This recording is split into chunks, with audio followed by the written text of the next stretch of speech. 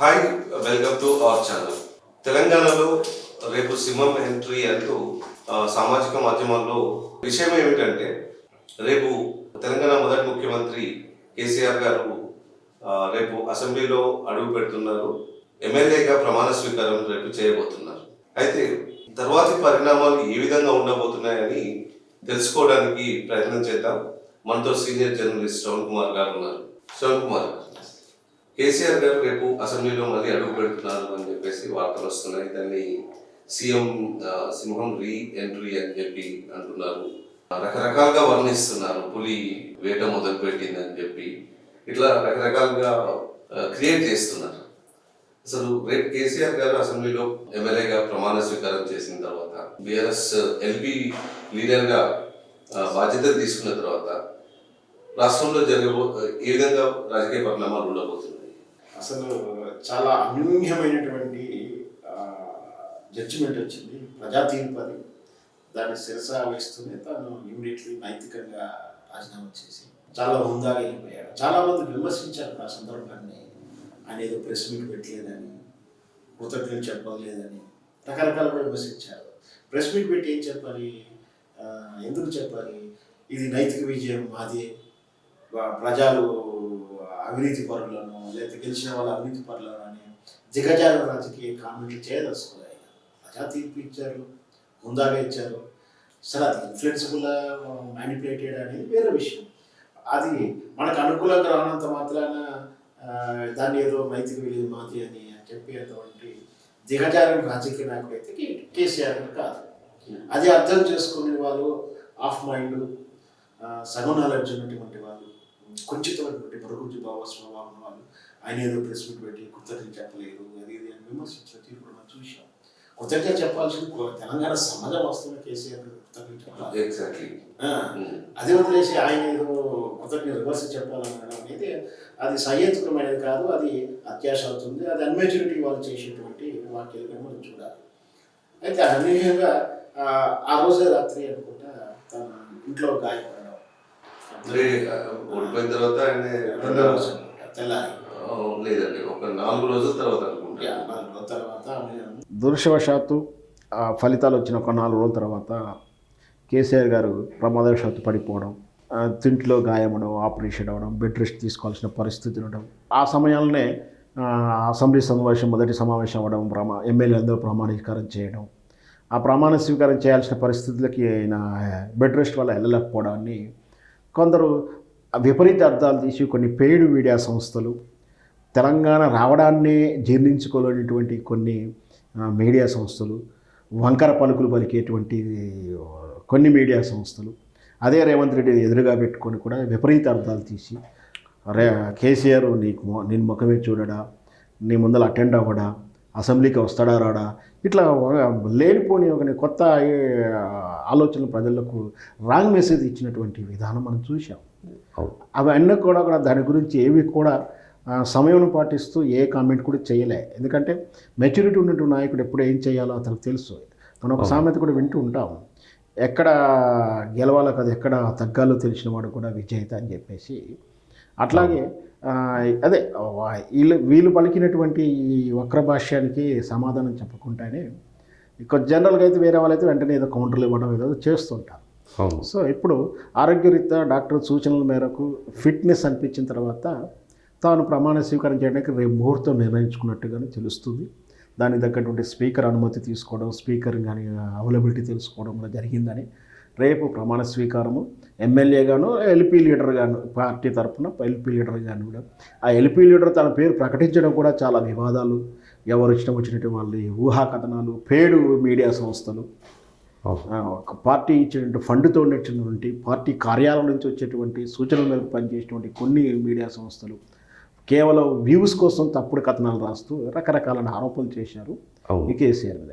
But KCR మాత్రం ఎక్కడ కూడా కేసీఆర్ టీం కానీ అలా సో వాళ్ళని అభిమానించి కొన్ని సంస్థలు మీడియా సంస్థలు కానీ ఎక్కడ కూడా తనకకుండా రేపు ప్రమాణ స్వీకారం చేసి ప్రజల అభిష్టాన్ని, ప్రజల అభిప్రాయాన్ని రేపు ఎండార్స్ చేయడానికి సిద్ధమవుతున్నాడు. సో ప్రజల తరపున మాట్లాడటానికి కానీ నెగిటివ్గా అంటే అపోజిట్ వర్గంలో మాట్లాడటానికి కేసీఆర్ పరుషం ఎట్లుంటుందో ఆంధ్ర పాలనలో మనం చూసాం.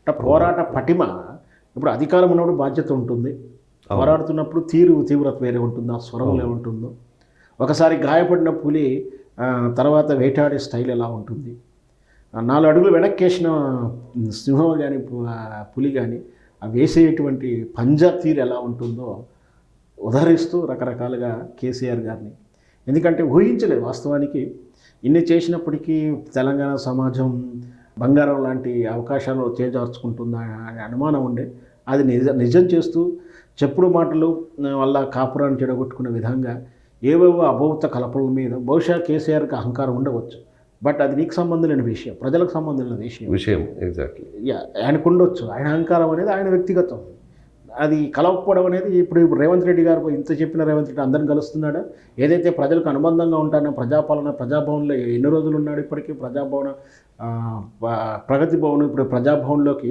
రేవంత్ రెడ్డి ఎన్ని రోజులు కూర్చొని అప్లికేషన్లు తీసుకున్నాడు, ఈరోజు ఎవరు తీసుకుంటున్నారు, అక్కడ తీసుకుని ఎన్నిటికి సమస్య పరిష్కారం చేస్తున్నారు, ఇవన్నీ కూడా జనానికి అక్కర్లేదు.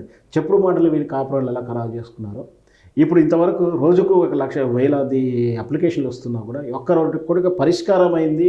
నేను ప్రజాపాలనలో అప్లికేషన్లో ప్రజాభవన్కి వెళ్ళి అప్లికేషన్ ఇస్తే నా సమస్య పరిష్కారం అయిందని ఒక్క బెనిఫిట్స్ ఇంతవరకు కూడా ఏ విధంగా కూడా ఒక వీడియో రూపంలోనో, ఛానల్ రూపంలో, మీడియా రూపంలోనో, ప్రెస్ మీట్ల రూపంలో ఇంతవరకు కూడా చెప్పిన దాఖలాలు లేవు.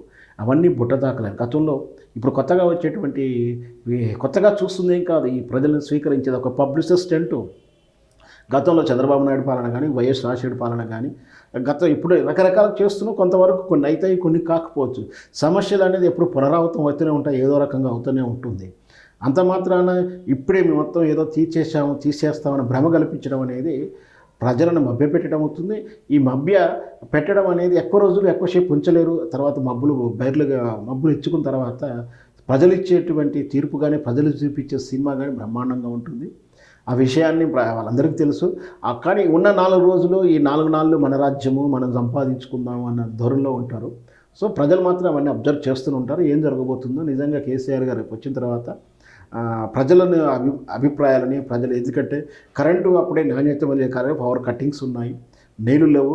ఇప్పుడు రేపయ్యేటువంటి సమ్మర్లో మిషన్ భగీరథను కూడా మంచి మేనేజ్మెంట్ చేయలేకపోవడం వల్ల నీళ్లకు అప్పుడే కుండలు పట్టుకొని, బిందెలు పట్టుకొని వెళ్తున్న గ్రామాల ప్రజలని రోజు పేపర్ మీడియాలో ఇంకోటి ఏంటంటే ఓన్లీ టీఆర్ఎస్ అభిమానంగా ఉండేటువంటి మీడియా కాదు, ఈవెన్స్ ట్రాన్స్పరెంట్గా ఉన్నటువంటి మీడియానే కాకుండా వాళ్ళకు అనుగుణంగా మీడియాలో కూడా అవే కథనాలు, అవే స్టోరీస్ చూస్తూనే ఉన్నాం.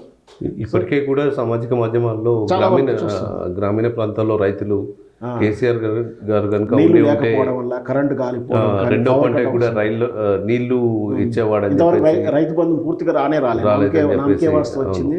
అంటే 20% వస్తే 80% వచ్చినట్టుగా చెప్పుకోవడం, లేదా 80% విసిపేసి 20% చెప్పుకోవడము, రకరకాల కారణాలతో రైతు బంధుని అడిగి వాళ్ళని చెప్పులు తీసుకొని కొడతానడం కానీ, పోర్ట్ఫోలియోని మర్చిపోయి, ప్రోటోకాల్ మర్చిపోయి, జిల్లా స్థాయి సమావేశాల్లో లోకల్ లీడర్లని మెడలు పెట్టి బయటికి నటిస్తున్న తీరు, అహంకార ధోరణులు మనం చూస్తూనే ఉన్నాం. మీరు టీవీ ఛానల్లో కానీ, డిబేట్స్లో కానీ చూస్తుంటే కాంగ్రెస్ నాయకులు మాట్లాడే మాటలు, వాళ్ళ పరుష పదజాలము, వాడు వీడు అనే మాట్లాడే ధోరణి. మన ఒక ఛానల్ కూడా చూసాం, ఎవరిని పడితే వాళ్ళని నోటికొచ్చిన మాటలు మాట్లాడేటువంటి నాయకులు కాంగ్రెస్లో చూస్తాం. ఇలాంటి అందరికి కూడా రేపు కేసీఆర్ వచ్చినాక మాట్లాడటానికి స్వరం కూడా లేకపోవచ్చు. ఎందుకంటే ఆయన మాట విధానం, ఆయన సప్పడిగా మాట్లాడుతున్నాం, మామూలుగా మాట్లాడితే బాగలేదని చెప్పి, నన్నేం తిట్టలేదని చెప్పి, నన్నేం తిడతాడని చెప్పి ఆ ప్రతిపక్షం ఎదురుగా ఉన్నట్టు వాళ్ళు ఎదురు చూస్తుంటారు. నిన్న ఎన్నికల్లో కూడా కేసీఆర్ మాటల్లో ఆ పరుషం లేదు అని కూడా వాళ్ళే చాలామంది ఎదురు చూశారు అనుకున్నారు.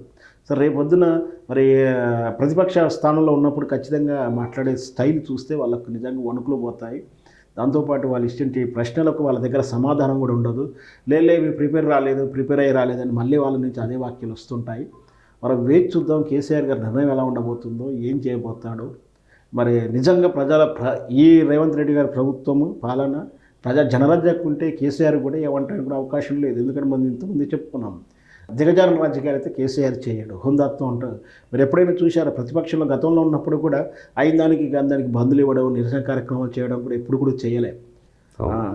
ప్రతి చిన్న విషయానికి కూడా బంధు పిలిపిస్తుంటారు. ప్రతిపక్షాలు ఉన్నప్పుడు ధరలు పెంచకున్నా ఏది నిర్ణయం తీసుకున్నా ఓ బడ్జెట్ ప్రవేశపెట్టగానే బంధులు ఇవ్వడం కానీ ఏదైనా నిర్ణయం తీసుకోగానే ప్రతిపక్షాలు ఊరికనే వెళ్ళి పబ్లిక్లో వెళ్ళి 2 రోజులు నిరసన కార్యక్రమం చేస్తున్నారు. కేసీఆర్ ఇప్పుడు టీఆర్ఎస్ ప్రభుత్వం ఎట్లా కూడా ఎప్పుడు ప్రతిపక్షంలో ఉన్న ఆ దిగజారినటువంటి నిర్ణయాలు కానీ ఆ దిగజారినటువంటి విధానాలకు ఎప్పుడు దేవలే వ్యూహాత్మకంగా ఎత్తుగడగా వెళ్తూ చివరికి ఆ సమస్యకు పరిష్కారం అయ్యేలా ఏర్పాట్లు చేసుకుంటూ ముందుకు వెళ్తుంటాడు. ఆ వ్యూహ రచనలోనే టీఆర్ఎస్ తెలంగాణ ఆవిర్భావానికి కారణమైంది. సో రేపు కూడా ఏదన్నా జరిగితే ఖచ్చితంగా ప్రజల తరపునే పోరాడటానికి ఖచ్చితంగా కేసీఆర్ అసెంబ్లీలో ఉంటాడు. ఆయన వాయిస్ ఖచ్చితంగా ఉంటుందనే నా ఉద్దేశం. ధన్యవాదాలు శ్రవణ్ కుమార్ గారు. ధన్యవాదాలు.